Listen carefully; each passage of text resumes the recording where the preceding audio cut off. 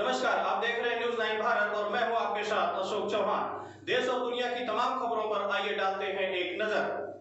हमीरपुर जिले में सैकड़ों वर्ष पुराना ब्रिज मुख्यालय से निकलने वाली यमुना नदी के समीप है। ब्रिज को लोग कल्प ब्रिज के नाम से जानते हैं। कल्प ब्रिज की मान्यता सनातन संस्कृति से जुड़ी है। ऐसा माना जाता है कि ब्रिज के नीचे मनमांगी कामनाएं पूरी हो जाती हैं। इस ब्रिज का इतिहास हिंदू धर्म के अनुसार अनादिकाल से जुड़ा है। लोग अपनी मान्यता पूरी करने के लिए यहाँ आते हैं। यूपी के हमीरपुर जिले के जिला मुख्यालय पर यमुना नदी के किनारे एक बहुत ही पुराना ऐतिहासिक ब्रिज काफी वर्षों पहले यहाँ पर घना जंगल हुआ करता था। धीरे धीरे क्षेत्र का विकास हुआ और ब्रिज की पहचान कल्प ब्रिज के रूप में हुई। बताया जाता है कि ब्रिज में भगवान गणेश के मुख जैसी आकृति होने से इसका महत्व और भी ज्यादा है। इस कल्प ब्रिज में फूल और फल तो होते हैं, लेकिन कोई बीज नहीं होता, जिस कारण इसका दूसरा पेड़ अत्यंत दुर्लभ हो जाता है। इस कल्प ब्रिज को पर्यटन विभाग भी कई बार देखने आ चुका है। कल्प ब्रिज की आयु पुराणों के अनुसार सैकड़ों वर्ष बताई जाती है और अस्थायी लोगों को माने तो यह ब्रिज काफी समय से इस प्रकार खड़ा है। बताया जाता है कि सैकड़ों वर्ष पूर्व देवकाल में समुद्र मंथन के समय 14 रत्नों में से अत्यंत प्राचीन कल्प ब्रिज निकला था। वैज्ञानिक तौर पर माना जाता है कि कल्प ब्रिज में सबसे अधिक ऑक्सीजन की मात्रा होती है, जिस कारण इसकी उपयोगिता और भी ज्यादा है। अस्थायी लोगों की मान्यता है कि इस प्राचीन ब्रिज कल्प ब्रिज के नीचे जो भी मनोकामना की जाती है वो पूरी होती है और पुराणों के अनुसार यह ब्रिज इंद्रदेव के उद्यान में था, जिसे सत्य भामा के कहने पर पृथ्वी पर लाया गया था। कल्प ब्रिज को देखने से दूर दूर लोग हमीरपुर आते हैं। यशवंत सिंह की रिपोर्ट। बहुत ही दुर्लभ प्रजाति का वृक्ष माना जाता है और पुराणों में ये उल्लेख है कि ये इंद्र के राष्ट्रीय उद्यान में था। वहाँ से कृष्ण भगवान जो है अपनी पत्नी सत्यभामा के कहने पर वहाँ से उनसे युद्ध करने के बाद लाए थे। तो कल्प वृक्ष में ये है कि अच्छी अच्छी कल्पनाएं आप उसके नीचे करें तो वो ज़रूर पूरी होती है। इसका एक वो मिलता है एक ग्रंथों में वर्णन कि एक व्यक्ति जो है जंगल में जा रहा था, अचानक वो एक कल्प वृक्ष के नीचे पहुंच गया। थोड़ी देर उसने सोचा कि मैं यहाँ विश्राम कर लूँ, तो वहाँ वो लेट गया। फिर उसको थोड़ी देर में प्यास लगी तो एक आदमी जो है वहाँ तुरंत बढ़िया पानी लेकर के आ गया।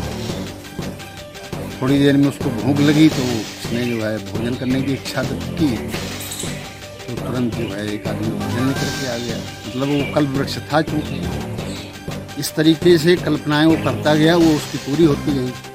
लेकिन जब उसने ये सोचा कि कहीं ऐसा ना होगी तो बड़ा चमत्कारी तरह समझ में आता है और कहीं मेरी मौत हो जाए, तो उसकी मौत भी वहीं हो गई तुरंत। यानी कल्प वृक्ष के नीचे जो भी व्यक्ति अगर जाए तो वो अच्छी अच्छी कल्पनाएं करे ताकि वो पूरी हो।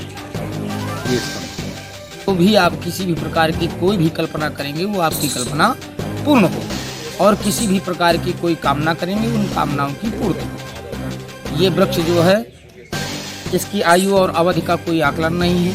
इसकी आयु जो है जैसे कि विशाल जो बड़ वृक्ष होता है उसकी आयु 5000 वर्ष की बताई गई है। पीपल का जो वृक्ष होता है उसकी आयु 5000 वर्ष की बताई गई है। तो इसमें उसकी इस वृक्ष की अधिकतम आयु का कोई विवरण ही नहीं है कि ये आदि और अनादि का जो है इसका 5000 वर्ष के उपरांत का विवरण दिया गया है। और जो यहाँ के जो प्रेजेंट के जो हमीरपुर निवासी जिनकी आयु 90 वर्ष 95 वर्ष है, वो भी इस वृक्ष को देख करके मतलब इसको पूर्ण इसी स्थिति में ही देखा है और इसका जो है आकलन नहीं लगाया जा सकता कि ये कितना जो है इसका मतलब पूर्ण आयु इसकी कितनी है। दूसरी विशेषता ये क्या है कि इस वृक्ष में किसी भी प्रकार की कोई बीज की उत्पत्ति नहीं होती। जब बीज उत्पन्न नहीं होगा तो दूसरा वृक्ष नहीं अंकुरित होगा। ये फल होता है और फल से ही वो पुष्प में परिवर्तित हो जाता है, फल से बीज नहीं बनता। दूसरी विशेषता क्या है कि अन्य वृक्षों की अपेक्षा जो आप देखते होंगे तो जैसे कि इसकी आयु लगभग 1000 वर्ष पुराना है और इसका जो वनस्पतीय महत्व अगर बताया जाए तो इसको वनस्पति विज्ञान ने नाम दिया है एडेंसोनिया डेजिटाटा। और इसका जो पौराणिक महत्व है ये विशेषकर ट्रॉपिकल फॉरेस्ट में पाया जाता है। इसका पौराणिक महत्व ये है कि ये विशुद्ध और शाश्वत संस्कृति का एक साक्षात प्रतीक के रूप में यहाँ पहचान करता है। कारण इसका यह है, इसका नवंबर में फूल आते हैं और इसमें स्त्री केसर, पुंकेसर जो भी मेल फीमेल ऑर्गन्स होते हैं डेवलप होते हैं, परंतु इसमें सीडिंग या बीजारोपण नहीं हो पाता। तो ये उस बात को प्रमाणित करता है कि हमेशा जिस प्रकार से जब हम संबंध करते हैं तो गोत्र बचाते हैं, तो समगोत्री जैसे हम संबंध नहीं करते हैं, बचाव करते हैं समगोत्री का, जो भी शाश्वत संस्कृति के मानने वाले लोग हैं। और उसी प्रकार ये दूसरा वृक्ष ना होने के कारण, यहाँ आसपास दूसरा वृक्ष नहीं है, तो ये सेल्फ पॉलिनेशन को स्वीकार नहीं करता।